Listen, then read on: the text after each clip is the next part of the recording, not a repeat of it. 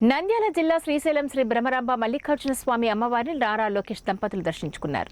దర్శనార్థం ఆలయ రాజగోపురం వద్దకు చేరుకున్న నారా లోకేష్ కు ఆలయ మర్యాదలను అనుసరించి అర్చకులు, వేద పండితులు, ఆలయ అధికారులు స్వాగతం పలికారు.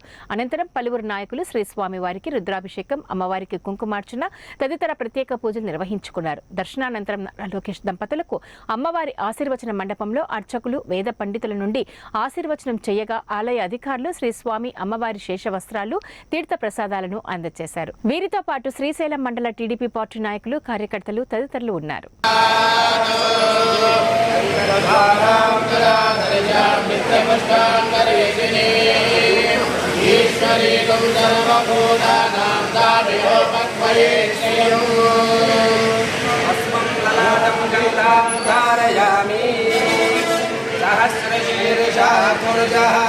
सहस्राक्ष सहस्रपाद सप्तदशाङ्गुलं पुरुष